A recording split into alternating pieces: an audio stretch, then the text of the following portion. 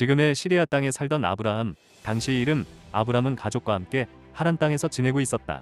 아브람은 75세 나이에도 자녀가 없었다. 어느 날 야훼가 아브람에게 나타났다. 아브람은 야훼로부터 내가 너에게 보여줄 땅으로 가라는 계시를 받았고 아브람에게 복을 주고 큰 민족을 만들어주겠다는 약속을 받았다. 아브람은 나머지 가족은 하란에 남겨둔 채 자기 조카 롯과 사례를 데리고 가나안 땅으로 간다. 세겜에서 야훼로부터 이 땅을 주겠다는 계시를 듣고 야훼를 향해 제단을 쌓는다.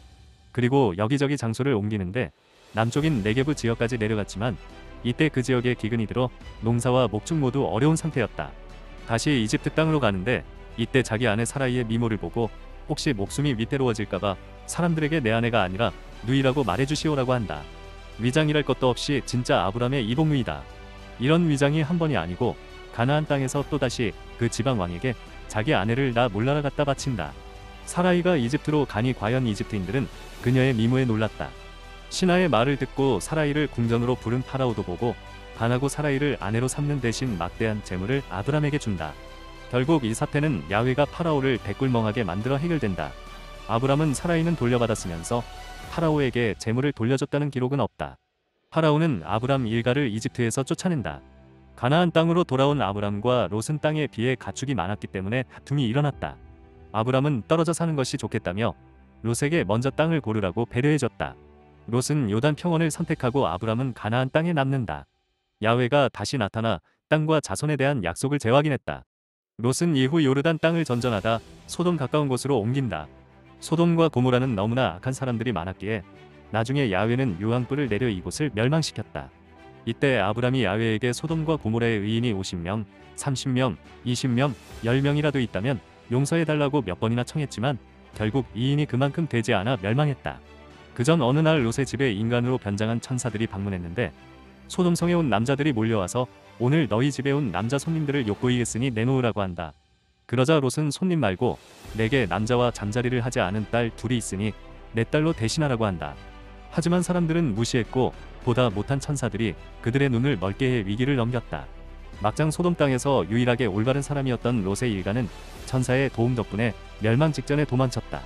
롯의 아내는 도망칠 때 뒤를 돌아보지 말라는 천사의 경고를 무시하고 뒤를 돌아보았다가 속은 기둥으로 변했다.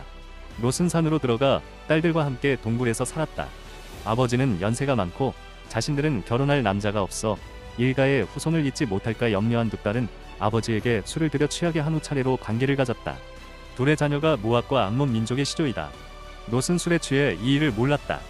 아브라함과 사라 사이에는 야훼의 약속을 받고도 10년이 지나도록 자식이 없었고 자신들은 더 늙어가자 다마스쿠스 출신의 하인 엘리에셀을 자신의 양자로 삼아 상속자로 하기도 했다가 결국 사라가 첩을 들이도록 종용의 이집트 출신의 여종 하갈이 아브라함의 장남 이스마엘을 낳는다. 이스마엘을 낳아 의기양양해진 하갈이 사라를 업신여기자 사라는 하갈을 학대했다. 하갈이 못 참고 도망치다가 천사를 만난 후 다시 사라의 집으로 돌아간다. 사라가 드디어 아들을 낳으니 이사학이다. 이사학이 태어날 때 사라는 90대, 아브라함은 100살이었다. 이스마엘과 이사학 사이에 후계 문제 갈등이 생긴다. 이스마엘이 어린 이복 동생 이사학을 괴롭히고 하갈과 함께 이사학의 탄생 연회에서 이사학을 모욕하자 분노한 사라가 두 모자를 내쫓는다. 아브람이 아브라함으로 이름을 바꿀 때는 이사학이 태어나기 1년 전, 즉 아브람이 99살 때이다. 사라이도 이때 이름을 사라로 바꾼다. 이때 야훼가 모든 남성이 성기 끝에 표피를 잘라야 한다고 명령한다.